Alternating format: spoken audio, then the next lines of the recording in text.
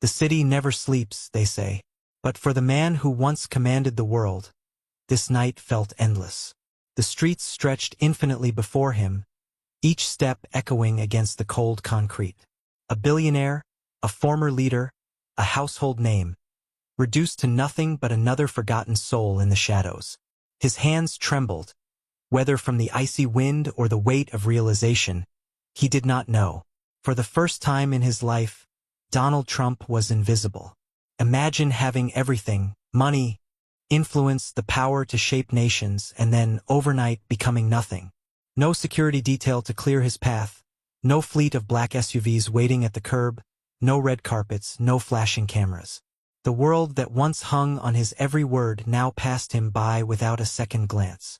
The flashing neon signs above the skyscrapers meant nothing to him now. They might as well have been mocking him, reminders of a world he no longer belonged to. Dressed in layers of tattered clothing, his signature golden hair hidden beneath a stained knit cap, he shuffled along the sidewalk. His shoes, scuffed and ill-fitting, were someone else's before they were his. A donation from a shelter, perhaps.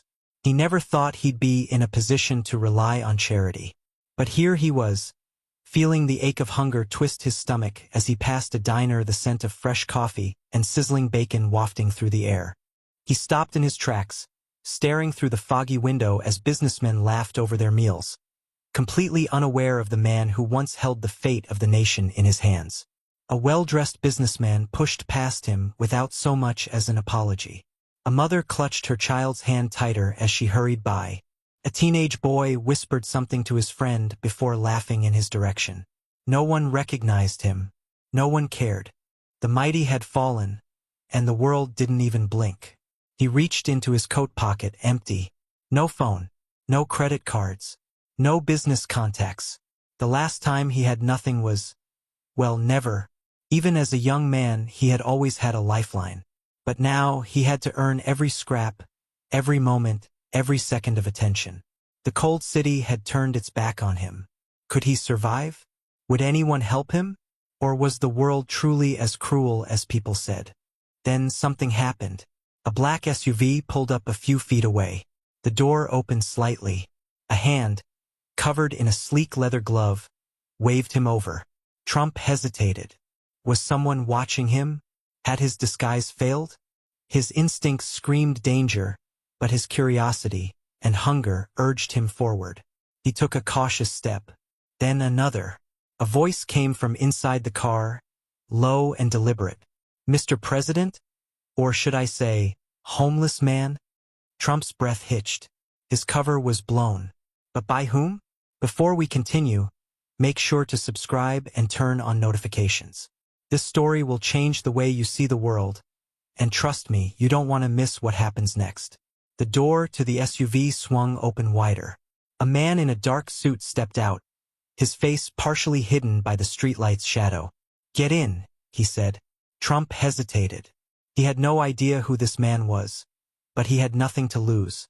He climbed inside, the warmth of the car overwhelming his frozen limbs. The man studied him. "Do you know who I am?" Trump shook his head. "I work for people who are interested in your predicament. They want to see if you can truly understand what it means to have nothing, to be one of the forgotten." "And what do they want?" Trump asked cautiously. The man smirked. "They want to see if you can rise again." The car sped off into the night. Over the next few days, Trump was put through a series of tests. He had to find food, negotiate shelter, and prove he could navigate the world as an ordinary man. He learned the unspoken rules of the homeless, where to sleep without being harassed, how to barter for food, who to trust and who to avoid. But most of all, he learned about the kindness of strangers. A woman named Maria, who ran a small soup kitchen, gave him a warm meal every evening, never asking for anything in return.